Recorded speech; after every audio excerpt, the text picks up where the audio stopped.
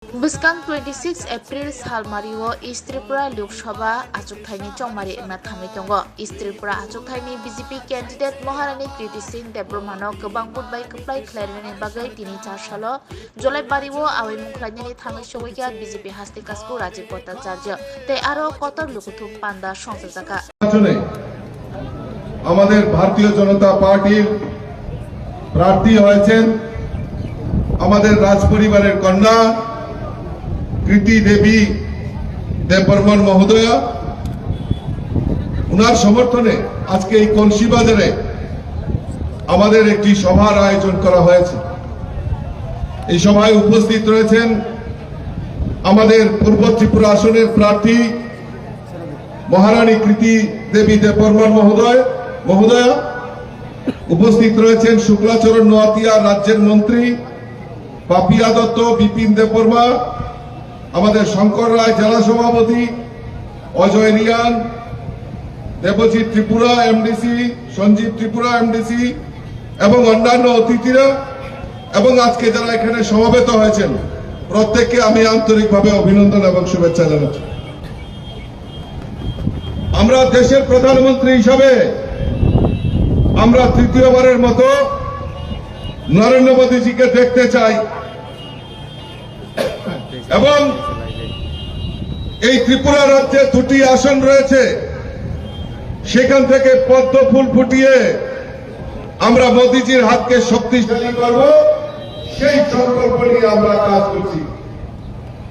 আমাদের মহারানী কৃতি দেবী দেববর্মা মহোদয়া খুব সহজ সরল ভাষা আপনাদের সামনে উপস্থাপন করেছেন যে কেন ওনাকে ভোট দরকার।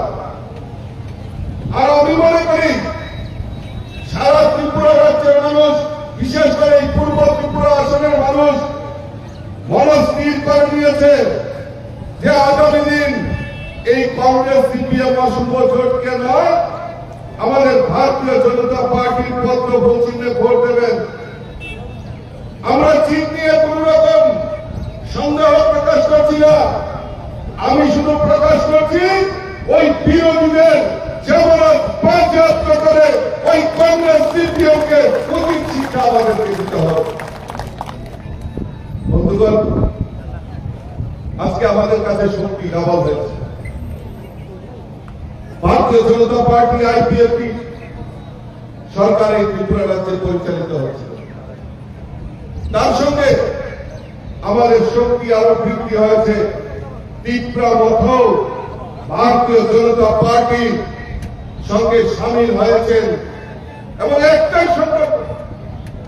কিছুক্ষণ আগে আমাদের মহারানী শান্তিবাজার গেস্ট হাউসে আমার সঙ্গে বসা ছিল, উনি একটাই কথা বলছেন, ত্রিপুরা মাথা आईपीएफटी बीजेपी एक साथ में चलेगा और एक ही नारा होगा, त्रिपुरा की विकास हो, जनजाति का विकास हो।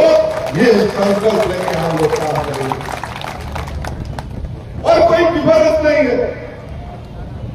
हम लोगों को नीचे फाइट नहीं करना है, लड़ाई नहीं करना है।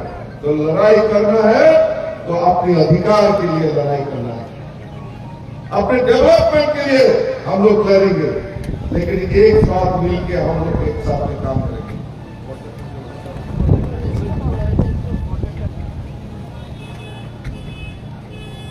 আজকে আমি আপনাদের কাছে শুধু ভোট ভিক্ষার জন্য আমরা এসেছি। সিপিএম এখানে প্রার্থী হয়েছে।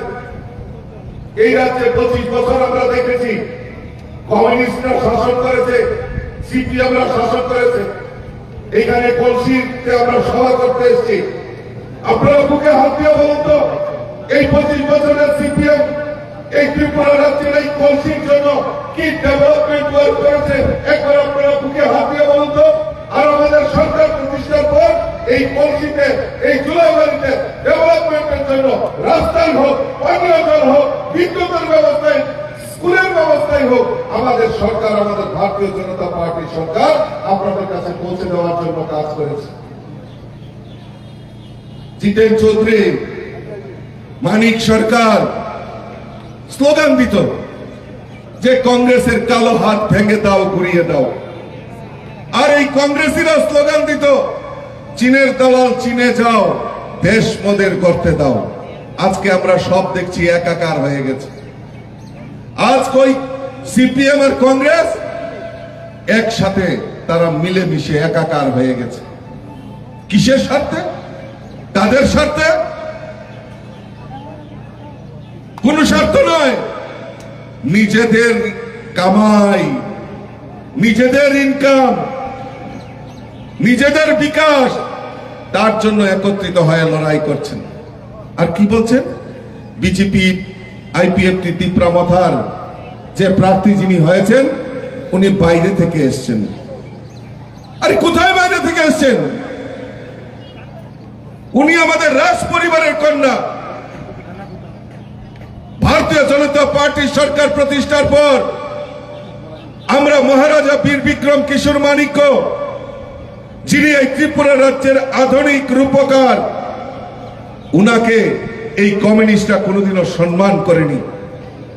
তার আগে কংগ্রেসের সরকার ছিল, এই কংগ্রেসীরাও এই মহারাজাকে, যিনি এই আধুনিক রূপকার হিসাবে আমরা জানি, মহারাজা বীর বিক্রম কিশোর মানিক্য, ভারতীয় জনতা পার্টির সরকার প্রতিষ্ঠার পর আমরা মহারাজা বীর বিক্রম কিশোর মানিক্যের নামে এয়ারপোর্ট, যেটা আগরতলা বিমানবন্দর, যেটা মহারাজ তৈরি করেছিলেন, সেটাকে মহারাজা বীর বিক্রম কিশোর মানিক্যের নামে উৎসর্গ করা হয়েছে। মহারাজার জন্মদিন 19 আগস্ট। এই 19 আগস্টে আমরা মহারাজার জন্মদিনটাকে সরকারি ছুটি ঘোষণা করা হয়েছে। আর কমিউনিস্টের সময় এই ত্রিপুরা রাজ্যের রাজ পরিবারের কে পিছিয়ে রেখে আমাদের কাছে একটা বিকৃত ইতিহাস এই রাজ পরিবারের সম্পর্কে রাখা হয়েছিল। আমাদের সরকার প্রতিষ্ঠার পর মহারাজা বীর বিক্রম কিশোর মানিক্যকে সম্মান জানানো কাজ আমাদের ভারতীয় জনতা পার্টি সরকার করেছে। তাই আজকে আমরা ধন্যবাদ জানাই এই মহারাজা বীর বিক্রম কিশোর মানিক্যের, যিনি নাতনি কিরিট বিক্রমের যিনি কন্যা মহারানী কৃতি দেববর্মাকে আমরা এই কেন্দ্র থেকে প্রার্থী করেছি। আর এই ত্রিপুরা রাজ্যের মানুষ, আমি স্বতঃস্ফূর্ততার সঙ্গে বলছি, ওনাকে বিজয়ী করে পাঠাবেন। আর এই ত্রিপুরার সঙ্গে বলছি, ওনাকে বিজয়ী করে পাঠাবেন। আর এই ত্রিপুরা রাজ্যের মানুষের সুখ দুঃখের কথা উনি মোদিজির সঙ্গে উনি শেয়ার করবেন, আমাদের ডেভেলপমেন্টের জন্য উনি কাজ করবেন। উনার কিছু দরকার নেই। উনি আস্তে আস্তে আমাকে দেখাচ্ছিলেন যে উনার যেখানে ছত্রিশগড়ে উনার যে রাজ পরিবারে বিয়ে হয়েছে, বিবাহ সূত্রে সেখানে আছেন উনি, তো দেখাচ্ছিলেন যে উনি প্রকৃতিকে ভালোবাসেন, উনি ফার্মিংকে ভালোবাসেন। বলছেন এই ত্রিপুরাতেও সেটা আমি করতে চাই, যাতে বাইরে থেকে মানুষ এই ত্রিপুরাকে চেনার জন্য আসেন, তার জন্য আমি কাজ করতে চাই। আমি এই ত্রিপুরা রাজ্যের জনজাতি বিকাশের জন্য কাজ করতে চাই। সেই মানসিকতা নিয়ে আমাদের রাজ পরিবারের কন্যা, সেই ছত্রিশগড়ে ওনার শ্বশুরাল, উনি ছেড়ে চলে এসছে যে না, ত্রিপুরার বিকাশ করতে হবে, ত্রিপুরার জনজাতি মানুষের জন্য বিকাশ করতে হবে। তাই উনি ওনার সুখ সমস্ত কিছু ত্যাগ করে আজকে ত্রিপুরা পূর্ব আসনে উনি প্রার্থী হয়েছেন। আর পূর্বকেরা বলছেন, কি বলছেন? উনি বহিরাগত, উনি বহিরাগত। আরে মূর্খের দল, এই ত্রিপুরা রাজ্যে 25টা বছর শাসন করেছ, আর স্লোগান কি দিয়েছ? ইনকলাব জিন্দাবাদ, আমরা খাবো তোমরা বাদ। সত্যি সত্যি এই রাজ্যের যারা আম জনতা, তাদেরকে বাদ দিয়ে, এই রাজ্যের জনজাতিদের বিকাশ বাদ দিয়ে তাদের বিকাশ হয়েছে, তাদের কল্যাণ হয়েছে। আমরা এই স্লোগান পরিবর্তন করেছি। মোদিজির নেতৃত্বে দেশ বিকশিত জায়গায় যাচ্ছে, আমরা সেই স্লোগান পরিবর্তন করেছি। সবকা সাথ, সবকা বিকাশ, সবকা বিশ্বাস আর সবকা প্রয়াস নিয়ে ভারতীয় জনতা পার্টির সরকার চলছে, মোদিজির সরকার চলছে। তাই আমি এই কলসিবাসীর কাছে আমি আবেদন রাখবো যে আসুন সবাই মিলে, পাহাড়ি বাঙালি সবাই মিলে আজকে আমরা একত্রিত মনে প্রাণে আমরা সবাই একত্রিত হয়ে একটাই স্লোগান, মোদি মোদি মোদি। এই মোদিকে আমাদেরকে এই ভারতবর্ষের প্রধানমন্ত্রী তৈরি করতে হবে এবং মোদীজির হাতকে শক্তিশালী করতে হবে।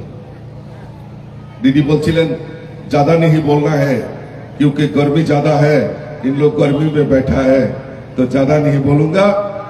আমি শুধু একটাই আবার আপনাদের কাছে আবেদন রাখবো, সিপিএম এর 25 বছর শাসন দেখেছেন আপনারা, কি বলেছে? গরিবের সরকার, সিপিএম গরিবের সরকার। এখানে তো অনেক মায়েরা বোনেরা আছে, এখানে অনেক জনজাতি ভাইয়েরা বোনেরা আছে।